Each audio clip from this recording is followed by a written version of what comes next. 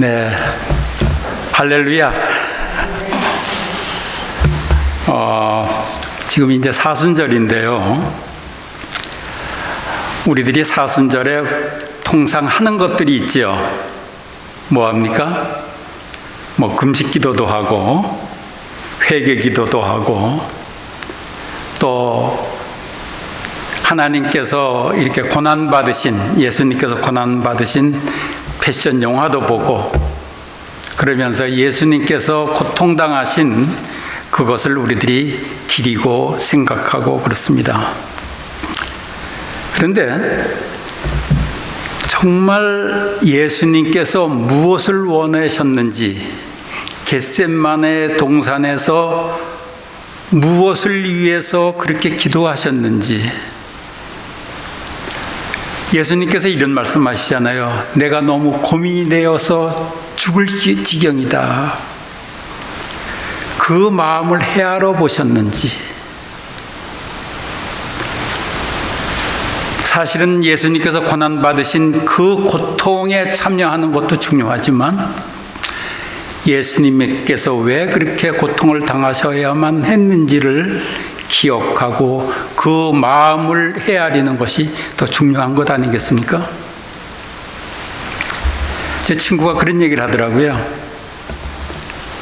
우리 아들, 딸이 있는데 아들, 딸이 가끔 용돈도 주면서 엄마, 아빠 수고하셨어요.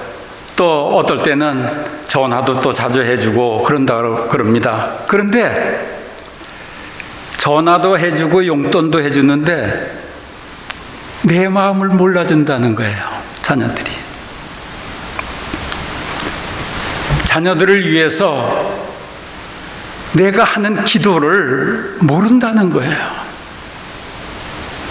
그러면 그 용돈의 가치가 있어질까요? 부모님들 어떻습니까?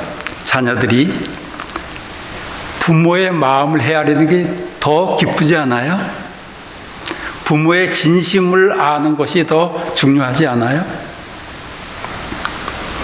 우리들이 예수님께서 십자가에 돌아가신 그 고통만 생각할 것이 아니라 예수님께서 기도하신 그 기도 내용을 이해하는 것이 중요한 것입니다.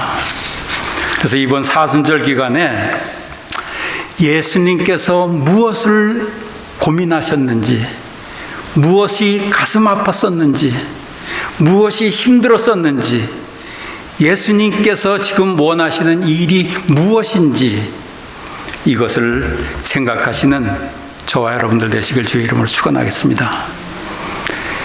예수님께서 살아오신 그 공생애를 전체를 보면 그 예수님의 마음을 이해할 수가 있어요. 예수님께서 제자들 또 많은 사람들에게 복음을 가르치시려고, 하나님의 말씀을 가르치시려고 무척 애를 쓰십니다. 예수님께서 그 많은 사람들에게 예수님의 사랑을 전하려고 같이 먹고 마시고 합니다. 선한 사람, 귀한 사람 가리지 않고 같이 다가가서 친구처럼 대해 주십니다. 그러니까 사람들이 그 예수님의 진심을, 예수님의 마음을 헤아리지를 못하고 저 죄인들하고 먹고 마시는 사람이 아니야? 이러면서 흉을 보기 시작하는 거예요.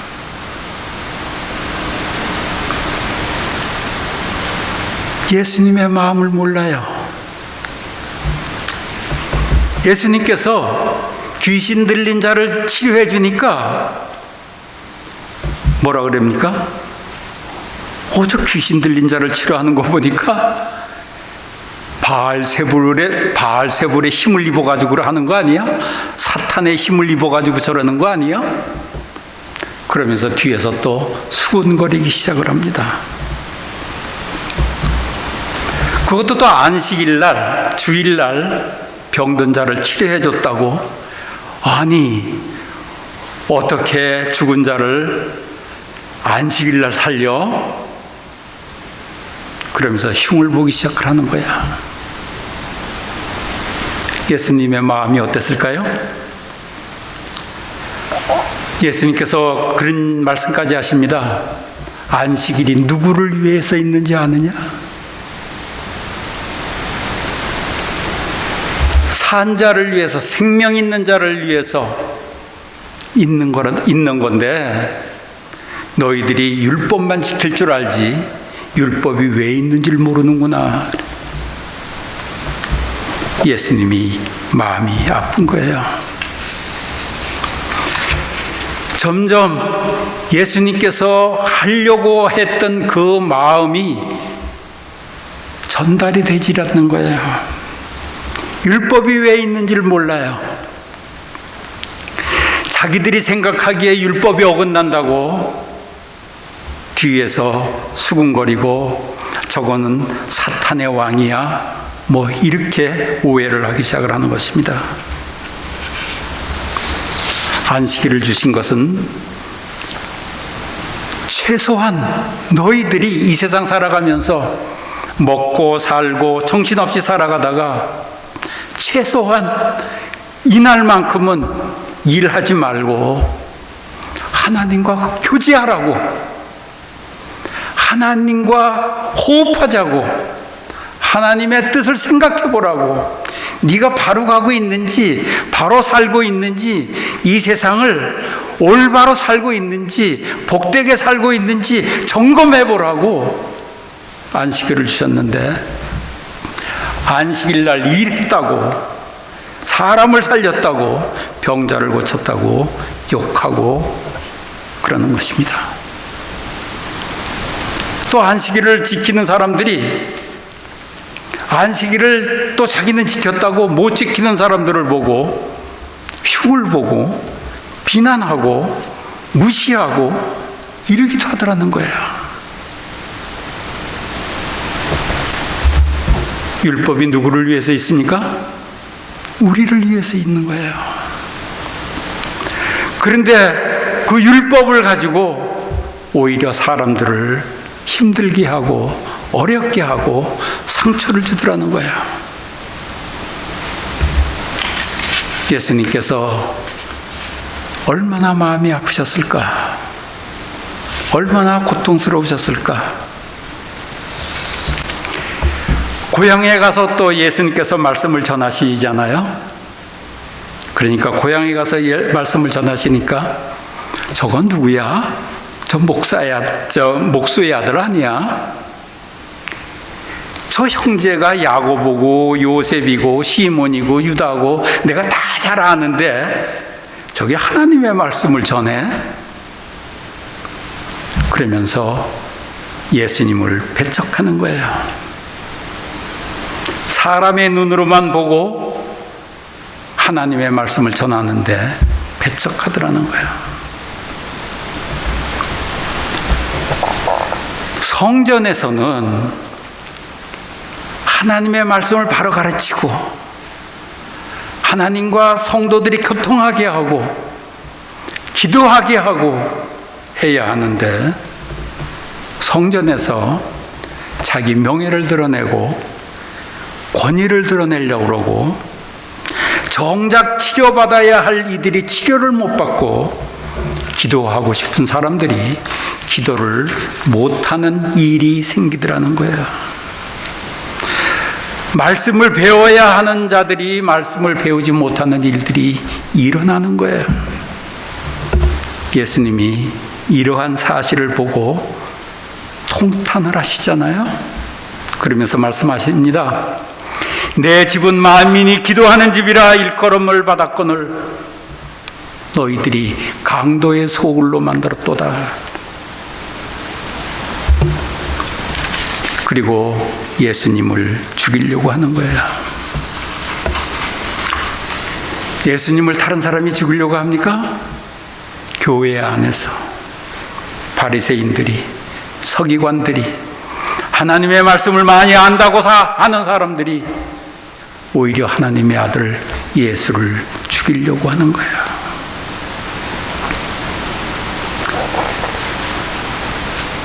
그 죽임을 당할 위치에 있으면서 예수님의 마음이 어땠을까? 여러분들 생각해 보셨습니까? 그러다가 예수님께서 대제사장 가야바한테 붙잡혀서 공의 재판을 받으러 들어갑니다. 그러니까 예수님께서 말씀하세요. 제자들을 모아놓고 오늘 밤 너희들이 다 나를 배신할 거야. 그리고 나를 다 떠날 거야. 그러니까 베드로가 뭐라 그럽니까? 주여, 다른 사람들은 다 예수님을 배반하고 떠날지 몰라도 저는 절대로 떠나지 않습니다. 절대로 예수님 배반하지 않을 겁니다.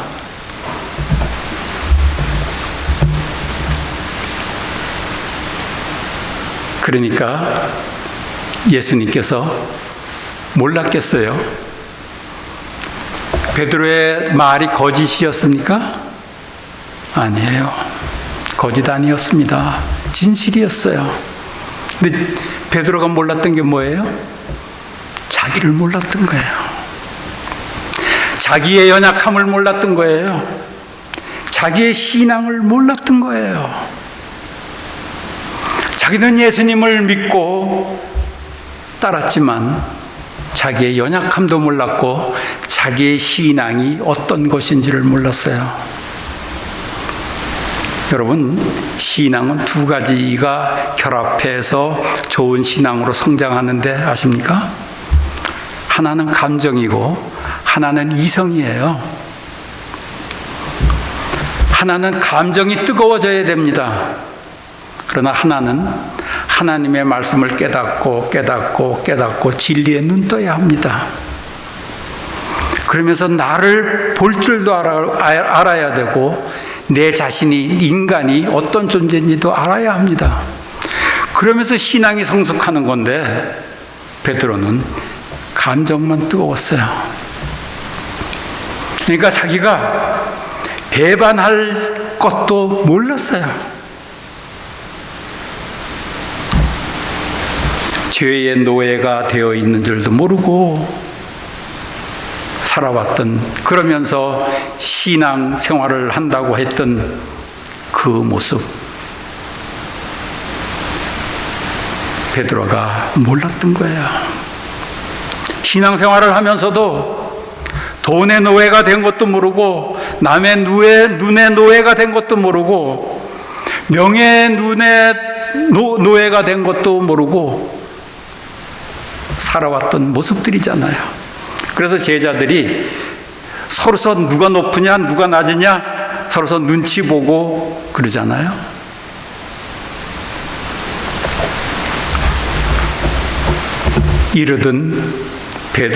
이러한 베드로를 예수님께서는 아시고 그리고 말씀하세요. 네가 닭 3번 울기 전에 나를 부인하리라고 말씀을 해주세요.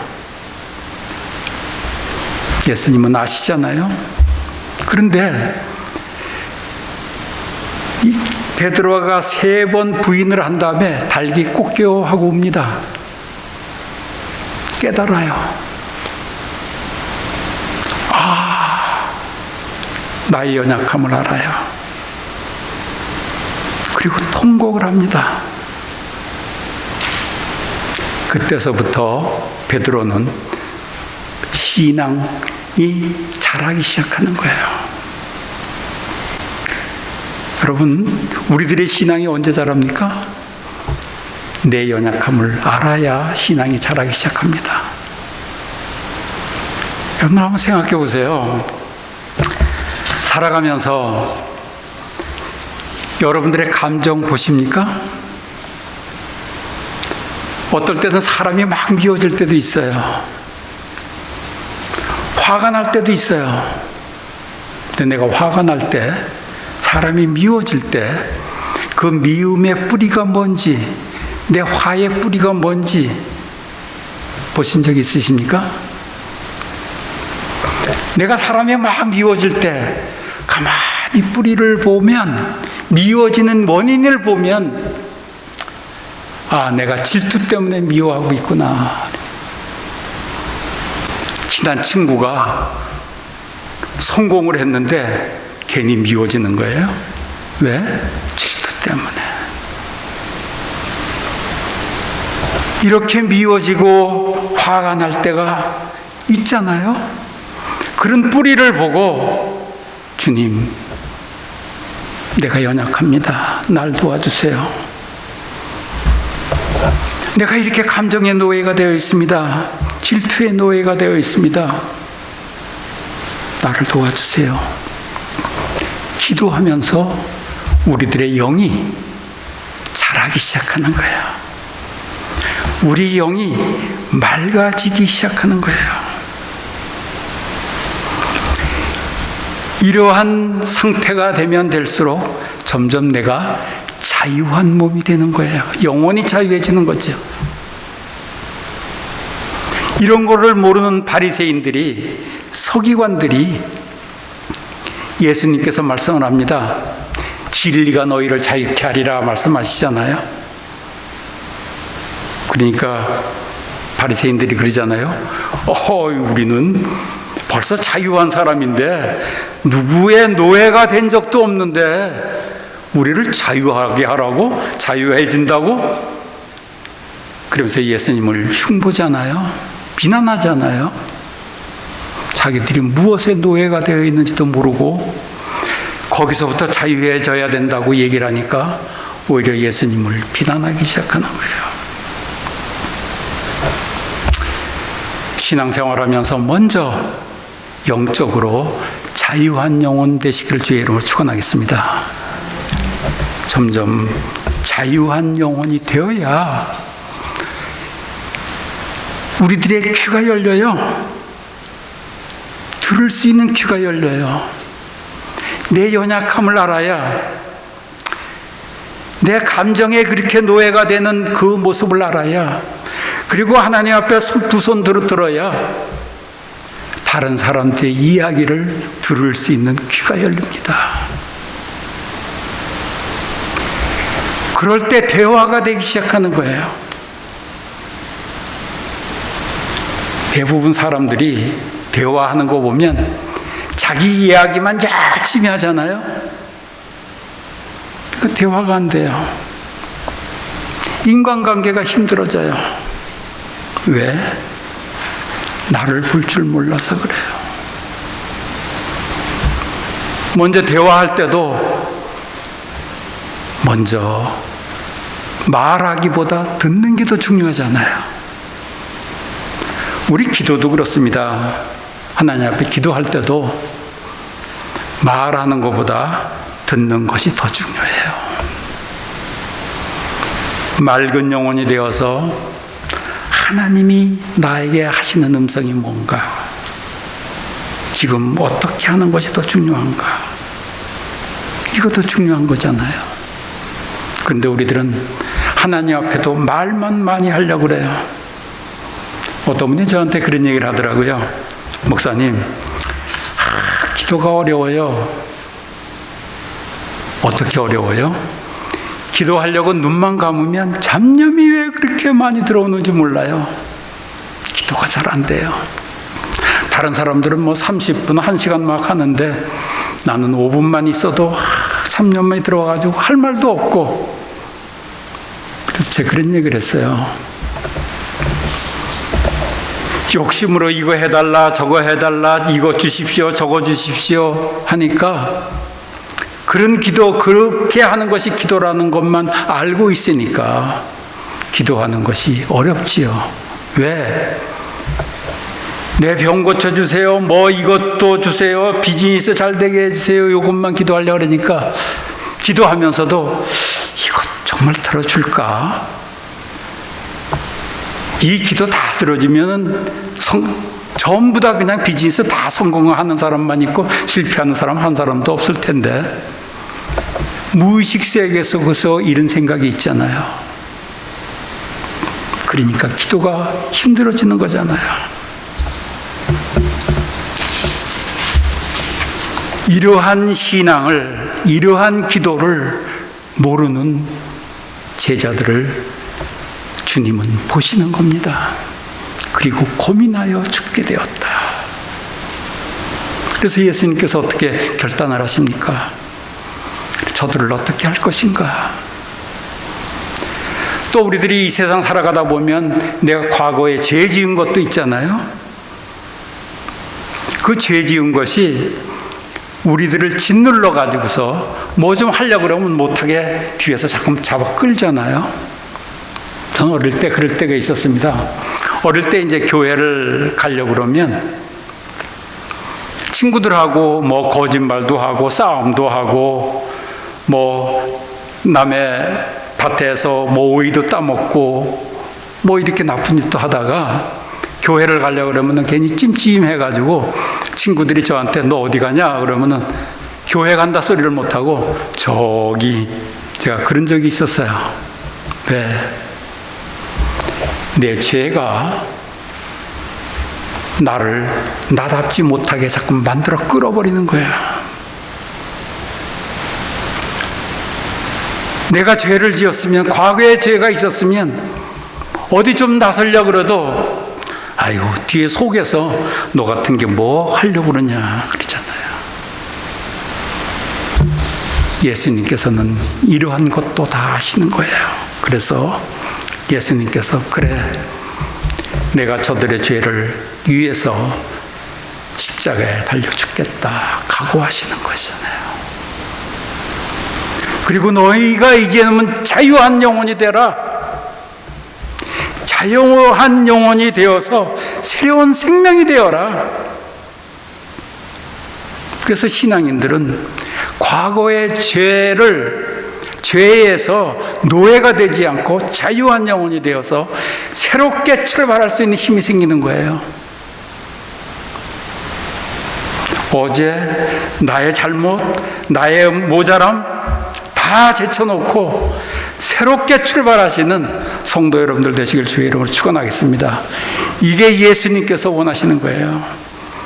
어제 좀 잘못했어, 실수했어. 예수님께서 괜찮아, 다시 시작해. 너는 인간이야. 그럴 수 있어. 세상 모든 사람들을 다 이해를 못해도 난 알아. 예수님께서 이 결단을 하시면서 기도를 하시잖아요. 주님, 이 잔을 마시려고 하니, 십자가를 지려고 하니까 너무 두렵습니다. 너무 힘이 듭니다. 그러나 내 뜻대로 하지 마시고 주님의 뜻대로 하여 주시옵소서 기도하잖아요. 이 주님의 기도, 이 주님의 마음, 이 주님의 뜻, 이것을 헤아릴 수 있는 사순절 되시길 주의 이름으로 축원하겠습니다. 우리들이 신앙생활을 하면서 이 주님의 뜻을 알아야, 이 주님의 사랑을 알아야 그때서부터 우리들이 이 세상 살아가는 방법이 달라지기 시작하는 거예요. 우리들이 어떠한 어려움이 닥쳐도 그 어려움을 이길 수 있는 힘이 생기기 시작하는 거예요. 세상을 볼 수 있는 눈이 달라지기 시작하는 거예요.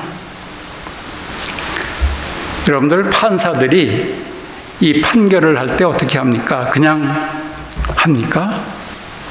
제일 먼저 사실관계를 정확하게 보잖아요.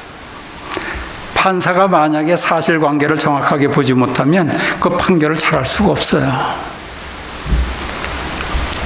진실이 뭐냐? 사실이 뭐냐? 이걸 정확하게 파악하고 그거를 잘 파악하는 게 실력이잖아요.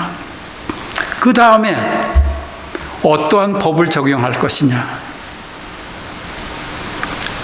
그래가지고서 뭐 형량이 어떻게, 벌금이 얼마 이렇게 나오잖아요. 그 다음에 정상 참작을 해서 이걸 깎아줄 것이냐 더 높일 것이냐 결정을 하잖아요. 신앙인들은 훌륭한 판사가 되는 거예요. 세상 살아가면서 바로 보고, 그 다음에 하나님의 음성이 뭐냐, 어떻게 따를 것이냐? 진리를 어떻게 적용할 것이냐? 지혜를 어떻게 적용할 것이냐? 그렇게 하루하루 삶을 살아가다가 보면 우리들의 삶은 점점 발전하고 성숙하고 번성하게 되는 것 아니겠습니까? 그래서 빛과 소금의 역할을 감당할 수 있는 우리들의 모습이 되는 거 아니겠어요? 저는 이 영락교회가 이제 목사님께서 떠나시고 이제 새로 청빙하신 목사님이 또 오시고 하실 텐데 여러분들이 아마 감정이 여러 가지 복잡할 거예요. 서운한 마음도 있고 섭섭한 마음도 있고 그 정들은 걸 참 떼는 것이 힘들기도 할 거예요. 그러나 이러한 과정들 통해서 진정한 신앙인들이라면 성숙하는 기회로 삼아야 되는 거예요. 성도 전체가 하나로 모아지는 기회로 삼아야 되는 거예요. 내 주장만 할 게 아니고 맑은 영혼이 되어서 자유한 영혼이 되어서 내 감정에 휘둘리지 않고 하나님의 음성이 뭘까? 우리가 어떻게 더 성숙할까? 어떻게 더 성장할까? 이것을 생각하면, 그러면서 기도하면 오히려 이것을 통해서 목회자는 저런 사람이 되어야 돼. 여러분들 목회자에 대해서 아십니까? 목회자가 해야 될 역할들이 있어요. 말씀을 전하지요? 말씀을 가르쳐야 되지요? 상담도 해야 되지요? 교회 치리도 해야지요? 어려운 사람들 구제도 해줘야지요? 이런 것을 다양하게 할 수 있는 것이 목회자의 일입니다. 이런 걸 누가 잘할까? 정직함도 봐야 되지요? 실력도 봐야 되지요? 영성도 봐야 되지요? 그 영혼이 맑음이 있느냐 없느냐도 봐야 되지요? 이런 것을 성도들이 한마음 한뜻이 되어가지고서 만들어 나가면 여러분들은 이 어려움을 오히려 복되게 만들어 나갈 수 있는 성도들이 될 것입니다. 그런 것을 잘 이루어 나가는 영락장로교회 모든 성도들 되시기를 주의 이름으로 축원하겠습니다. 사순절을 복되게 만들어 나가시고 사순절을 통해서 하나님의 뜻을, 예수 그리스도의 뜻을 이루어 나가는 성도들 되시기를 주의 이름으로 축원하겠습니다.